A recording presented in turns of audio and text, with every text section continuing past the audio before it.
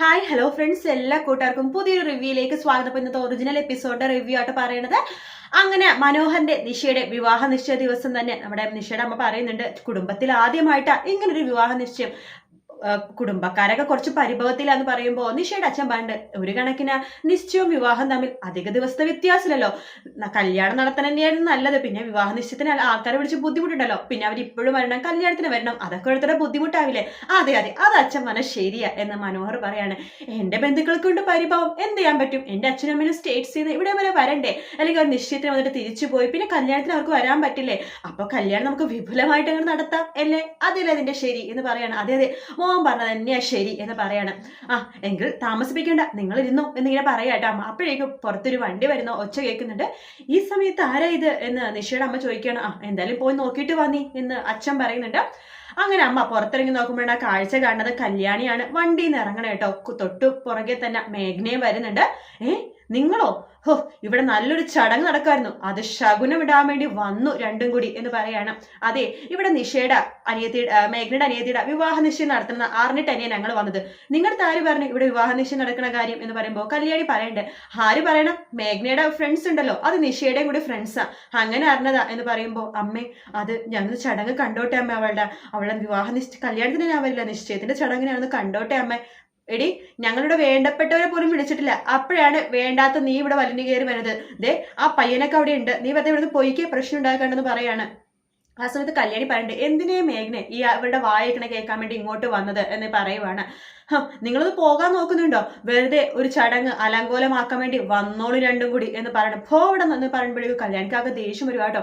വാ മേഘ്നെ, നമുക്ക് പോകാം എന്ന് പറഞ്ഞിട്ട് സൂക്ഷിച്ച് ആ നിഷയുടെ അമ്മേനെ ദഹിപ്പിക്കുന്ന രീതിയിൽ കല്യാണി ഒന്ന് നോക്കുന്നുണ്ട്. അതിനുശേഷം കല്യാണി മേഘ്നെ കൂട്ടിക്കൊണ്ട് കാറിൽ കയറാണ്ട്. മേഘ്നോട് പറയണ്ട്, എന്തിനാ മേഘ്നെ ഇവിടെ വായിക്കണ കേൾക്കാൻ വേണ്ടി ഇങ്ങോട്ട് വന്നത്? ഞാൻ പറഞ്ഞതല്ലേ ഇവിടെ വരുമ്പോൾ ഇങ്ങനെയൊക്കെ തന്നെ സംഭവിക്കുള്ളൂ എന്ന് പറയുമ്പോൾ മേഘ്നെ കരയാണ്. ഇനി കരയണ്ട ചേട്ടാ, വണ്ടി എടുത്തോ എന്ന് പറഞ്ഞിട്ട് കല്യാണി മേഘ്നെ കൂടി തിരിച്ചു പോവാട്ടോ. അങ്ങനെ അമ്മ അകത്ത് കയറുമ്പോഴേക്കും മനോഹർ ചോദിക്കുന്നുണ്ട്, അല്ല ആരാ അമ്മ വന്നത് പുറത്ത്? അത് മോനെ, അത് പിരിവുകാരാ. പിരിവുകാരോ? കർക്കിടക മാസം തുടങ്ങി, അപ്പോഴേക്കും പിരിവുകാരും വന്നു, ഞാൻ പറഞ്ഞയച്ചു, ഭയങ്കര ശല്യമാണെന്നേ എന്ന് പറയുമ്പോൾ മനോഹർ പറഞ്ഞിട്ട്, പിരിവുകാരാണെങ്കിൽ ഞാൻ പിന്നെ എന്റെ കയ്യിലുള്ള പൈസ അങ്ങോട്ട് കൊടുക്കും, ചെക്കൊക്കെ ബ്ലാങ്ക് ചെക്ക് എഴുതി കൊടുക്കണത് എന്നിങ്ങനെ പറയാണ്. കോടിക്കണക്കിന് രൂപയുടെ സ്വത്തുക്കളുണ്ടെന്ന് എല്ലാവർക്കും അറിയാവേ, അതുകൊണ്ടോ സംഭാവനക്കാരെ എന്റെ വീട്ടിൽ അങ്ങോട്ട് കയറി ഇറങ്ങി നടക്കും. എന്തായാലും സമയം കണ്ട, നിങ്ങൾ ഇരിക്കും എന്നിങ്ങനെ പറയുവാണ്. അങ്ങനെ നമ്മുടെ നിഷേനെ മനോഹറിനെ ഇരുത്തുന്നുണ്ട് കേട്ടോ. അതേസമയം നമ്മുടെ സരയുവാണെങ്കിൽ വിളിച്ചുകൊണ്ടിരിക്കണം മനോഹറിന്റെ ഫോണിൽ. മനോഹറിന്റെ ഫോൺ സ്വിച്ച് ഓഫ് ആണ്.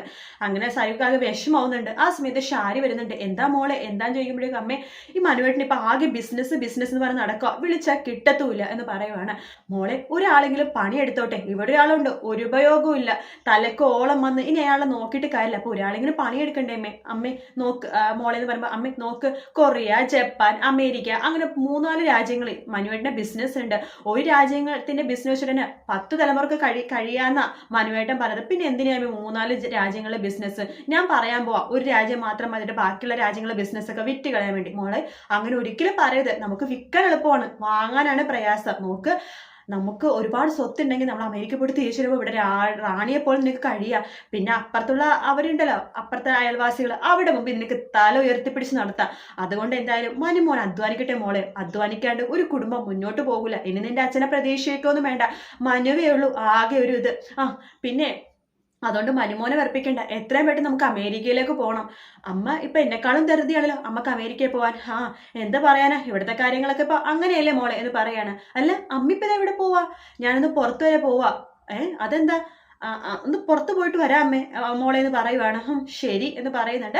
അതിനുശേഷം ഷാരി പുറത്തേക്ക് പോവാണ്. അതേസമയം മനോഹറിന്റെ നിശ്ചയുടെ വിവാഹ നിശ്ചയം നടക്കുക കേട്ടോ. അങ്ങനെ രണ്ടുപേരും തമ്മിൽ മോതിരം കൈമാറുന്നുണ്ട്. മോതിരം കൈമാറുമ്പോൾ മനോഹർ മനസ്സിൽ വിചാരിക്കുകയാണ്, അതെ അങ്ങനെ ഈ മുരുകന്റെ അക്കൗണ്ടിൽ ഒരു പെണ്ണും കൂടിയായി എന്ന് പറയട്ടെ. നിഷയെ നോക്കി ചിരിച്ചുകൊണ്ട് രണ്ടുപേരും മോതിരം കൈമാറുക കേട്ടോ. അപ്പൊ നിഷയുടെ അച്ഛൻ അമ്മയടുത്ത് പറയണ്ട്, മേഘ്നെ ഒന്ന് അകത്ത് വിളിക്കായിരുന്നു. നിങ്ങൾ മിണ്ടാതിരി മനുഷ്യ, ആ പയ്യൻ കേൾക്കണ്ട എന്ന് പറയണ്ട. നിങ്ങൾക്കിപ്പോ അവൾക്ക് കുറച്ച് സിമ്പതിയൊക്കെ കൂടുന്നുണ്ട്, അത് വേണ്ട കേട്ടോ എന്ന് പറഞ്ഞിട്ട് പേടിപ്പിച്ച് നിർത്തുവാട്ടോ അമ്മ. അങ്ങനെ ഷാരി ഇങ്ങനെ വണ്ടിയിൽ ഇങ്ങനെ പോകുന്ന സമയത്താണ് തൊട്ട് മുൻപിൽ ഒരു ഓട്ടോറിക്ഷയിൽ താര വന്ന് റോഡിൽ കുറച്ച് ദൂരം ചെന്ന് കഴിയുമ്പോഴ താര ഇങ്ങനെ ഓട്ടോയിൽ നിന്ന് ഇറങ്ങണ കാണുന്നത്. ഷാരി അപ്പൊ തന്നെ, എടോടോ വണ്ടി നിർത്തിയടാ എന്ന് പറയുവാണ്. എന്നിട്ട് വണ്ടി നിർത്തിപ്പിച്ചിട്ട്, ഇവളെന്റെ മോളെ കാണാൻ വേണ്ടി പോവായിരിക്കോ? ഞാനില്ലാത്ത സമയത്ത് എന്റെ മോളെ കാണാൻ വേണ്ടി പോവാ, എന്തായാലും ഇത് സമ്മതിച്ചൂടാ. എടാ ആ ഓട്ടോയുടെ പുറകെ വണ്ടി വെത്തിരിക്കടാ. എന്താ മേഡം എടാ നിന്നോട് പറഞ്ഞു കേട്ടില്ലേ ആ ഓട്ടോയുടെ പിറകെ പോവാൻ. ശരി മാഡം എന്ന് പറഞ്ഞിട്ട് വണ്ടി എടുക്കുവാണ്. എടാ ഒന്ന് പെട്ടെന്ന് പോടാ, ഇത്ര നേരമായിട്ടും ഒരു സൈക്കിളിൽ നീ ഓവർടേക്ക് ചെയ്തിട്ടുള്ളൂ, ആ ഓട്ടോയുടെ പിന്നെ പോടാ എന്ന് പറയുമ്പോൾ ഓ ഓട്ടോ പോയി മാഡം, ഓ നിന്റെ ഒരു കാര്യം നേരെ വീട്ടിൽ വിടറാ എന്ന് പറയാണ്. അവള് വീട്ടിലെത്തി കാണും എന്ന് പറഞ്ഞിട്ട് ഷാരി നേരെ വീട്ടിലേക്ക് പോകുകയാണ്. ആ സമയത്ത് നമ്മുടെ സരിയു വാതിൽ തുറക്കുന്നുണ്ട്. അമ്മ പോയിട്ട് 5 മിനിറ്റല്ലേ ആയുള്ളൂ, ഇപ്പൊ തന്നെ തിരിച്ചു വന്നോ? മോളെ ഇവിടെ ആരെങ്കിലും വന്നായിരുന്നോ? ആര് വരാൻ, ആരും വന്നില്ല. അല്ല അവള് വന്നായിരുന്നോ? ആ താരാന്ന് പറഞ്ഞ അവള്? ഓ ഇല്ല അമ്മ എന്താ ഇങ്ങനെയൊക്കെ പറയണത്? അല്ല ഞാൻ അവളെ റോട്ടിൽ വെച്ച് കണ്ടു, അപ്പൊ മോളെങ്ങാനും അന്വേഷിച്ചു വരുന്നു പേടിച്ചിട്ടാണ് ഞാൻ ഇങ്ങോട്ട് വന്നത്. മോള് കഥകും ജനലൊക്കെ പൂട്ടിയിട്ട് അകത്തിരിക്കട്ടോ, ആര് വിളിച്ചാലും വാതിൽ തുറക്കല്ലേ. അല്ല അമ്മ എന്തിനാ ഇപ്പൊ ഇങ്ങനെ പേടിക്കണത്? അല്ല അവൾ ഏത് നേരം എന്റെ മോളെന്ന് വെച്ച് കയറി വരുമല്ലേ. അമ്മ എന്നെ പ്രസവിച്ചത് അമ്മയല്ലേ? ആ അതേ മോളെ, അതിനെന്താ ഡൗട്ട്? അല്ല അമ്മക്ക് ഇപ്പൊ എന്തൊരു സംശയമുള്ള പോലെ എന്ന് പറയാണ്. എനിക്കൊരു സംശയവും ഇല്ല. അല്ല ഇനി അവളെങ്ങാനാണോ പ്രസവിച്ചത്? മോൾ എന്താ മോൾ ഇങ്ങനെയൊക്കെ പറയണത് എന്ന് ഷാരി ചോദിക്കുമ്പോൾ അല്ല അമ്മയുടെയും വെപ്രാളോ ഒരു തരം ടെൻഷൻ കണ്ട് ഒന്ന് ചോദിച്ചു പോയതാ. അങ്ങനെയൊന്നുമില്ല, മോൾ വാതിലും ജനലൊക്കെ കുറ്റിയിട്ട് അകത്തിരിക്കും, ഞാൻ വന്ന് മുട്ടാതെ വാതിൽ തുറക്കരുത് കേട്ടോ എന്ന് പറയാണ്. ശരി അമ്മേ എന്ന് പറയണ്ട. അങ്ങനെ ഷാരി പോയി കഴിയുമ്പോഴേക്കും സരിയുടെ ചെറിയ ഡൗട്ട് മനസ്സിൽ വന്നു തുടങ്ങി കേട്ടോ. അതിനുശേഷം കാണിക്കുന്നത് നമ്മുടെ പ്രകാശൻ നമ്മുടെ കാർത്തികയുടെ വീട്ടിലേക്ക് വരുവാണ്. അങ്ങനെ ഗേറ്റ് ഒക്കെ തുറക്കുന്നുണ്ട്. തുറന്നിട്ട് വാതിൽ ബെല്ലടിക്കുമ്പോൾ കാർത്തികയുടെ ആ ചേച്ചിയായിട്ട് വാതിൽ തുറക്കണത്. വാതിൽ തുറക്കുമ്പോൾ ആരാ എന്ന് ചോദിക്കുകയാണ്. നമസ്കാരം മാഡം, എൻ്റെ പേര് പ്രകാശൻ എന്നാ. ഇതായിരിക്കോ കാർത്തിക മാഡം? സൗണ്ട് കേൾക്കുമ്പോൾ ചെറുപ്പക്കാരിയാണല്ലോ, ഇത് നല്ല പ്രായമുണ്ടല്ലോ, ആരെങ്കിലും ആവട്ടെ. ഞാൻ ബാലണ്ണം പറഞ്ഞിട്ട് ഡ്രൈവറായിട്ട്. ഓ മനസ്സിലായി, കാർത്തിക മേഡം അകത്തുണ്ട്. ആ കേറാൻ വരട്ടെ. കേറൊന്നും വേണ്ട, താനിവിടെ നിൽക്കടോ എന്ന് പറയുവാണ്. അങ്ങനെ ആ ചേച്ചി ഭയങ്കര ദേഷ്യത്തോടു കൂടി പ്രകാശം നോക്കിയിട്ട് അകത്തേക്ക് പോകുവാട്ടോ. പ്രകാശം മനസ്സിലാക്കണം, ഹോ ഈ സ്ത്രീക്ക് എന്തൊരു അഹങ്കാരമാണ്, അപ്പൊ ഇവിടുത്തെ കെട്ടിലമ്മക്ക് ഇതിനേക്കാളും അഹങ്കാരം ആയിരിക്കുമല്ലോ എന്നൊക്കെ വിചാരിക്കുവാണ്. അതിനുശേഷം ആ സ്ത്രീ നമ്മുടെ അതായത് അവിടുത്തെ ചേച്ചി കേട്ടോ, ആയാണ് അത്. അപ്പൊ ആ ചേച്ചി നമ്മുടെ കാർത്തിക എടുത്ത് പറഞ്ഞു. കാർത്തിക് നല്ല റെഡിയായിട്ട് റെഡിയായിട്ട് നിൽക്കുവാട്ടോ. മോളെ അയാൾ വന്നിട്ടുണ്ട്. ആര്? ആ പ്രകാശൻ. ഓ അയാൾ എത്തിയോ? എത്തി. ഞാൻ അകത്തൊന്നും കേട്ടില്ല, പുറത്ത് നിർത്തിയിട്ടുണ്ട്. ഞാൻ പോട്ടെ. പുറമെ ഭയങ്കര സന്തോഷവും സ്നേഹമൊക്കെ കാണിച്ചിട്ട് ഉള്ളിൽ ഞാനൊരു ഘടാറ് ഒളിപ്പിച്ചിട്ടുണ്ട് അയാളെ കുത്തി മലർത്താൻ വേണ്ടിയിട്ട്. എന്തായാലും സ്നേഹത്തോടെ ഞാനടുത്ത് പെരുമാറുന്നുണ്ട് എന്ന് പറഞ്ഞിട്ട് കാർത്തിക സ്റ്റെപ്പ് ഇറങ്ങി വരുവാണ്. ആ സമയത്ത് പ്രകാശൻ കാണുന്നുണ്ടോ കാർത്തികനെ. അങ്ങനെ അച്ഛനും മോളും ആദ്യമായിട്ട് കാണുന്ന ആ ഒരു ഭാഗമായിട്ടോ. അങ്ങനെ കുറച്ചു നേരം പ്രകാശനെ തന്നെ കാർത്തിക നോക്കിക്കൊണ്ടിരിക്കണം. കാർത്തിക ആകെ ദേഷ്യം വരുന്നുണ്ട്. പ്രകാശൻ കാർത്തികയെ കാണുമ്പോൾ തന്നെ നമസ്കാരം മേഡം എന്നിങ്ങനെ പറയുന്നുണ്ട്. ആ സമയത്ത് കാർത്തിക വാ അകത്ത് വാ. പ്രകാശൻ അല്ലേ? അതെ വിളിച്ചിരുന്ന ആളല്ലേ? അതെ മേഡം. ഓ ശരി. പ്രകാശന 2 പ്രാവശ്യം അറ്റാക്കൊക്കെ വന്നിട്ടുണ്ടല്ലേ? ഓ വന്നിട്ടുണ്ട് മേഡം, പക്ഷെ കുഴപ്പമൊന്നുമില്ല. ഇപ്പൊ ഞാൻ ഫുഡൊക്കെ ഡയറ്റൊക്കെ എടുക്കുന്നുണ്ട്, പിന്നെ മരുന്നൊക്കെ കറക്റ്റായിട്ട് കഴിക്കുന്നുണ്ട്. വെള്ളം അടിക്കാറുണ്ടോ? പുക വലിക്കാറുണ്ടോ?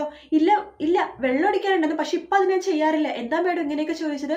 അല്ല ഞാനേ ഡ്രൈവർമാർക്കും ഇൻഷുറൻസ് കൊടുക്കുന്നുണ്ട്. ഓ അത് വളരെ നല്ല കാര്യം മേഡം. എപ്പോ ഹോസ്പിറ്റലിൽ പോയി എത്ര രൂപയാണ് ചെലവാവേണ്ടത്? നല്ല കാര്യം. ഒരു കാര്യം ചെയ്യാം പ്രകാശ, നമുക്കേ ഒന്ന് പുറത്ത് പോയിട്ട് ഒന്ന് കറങ്ങിയിട്ട് വരാം. അപ്പോൾ എനിക്ക് തന്റെ ഡ്രൈവിങ്ങിന്റെ സ്കില്ലൊന്നും അറിയാലോ, താൻ നല്ല ഡ്രൈവറാണെന്ന് പ്രൂവ് ചെയ്യണം. എങ്കിൽ മാത്രമേ തനിക്ക് ഞാൻ ഇവിടെ അവസരം തരുള്ളൂ. പിന്നെ തനിക്ക് എന്റെ ജോലിക്കാരെക്കാളും നല്ല സാലറി ഞാൻ തരും.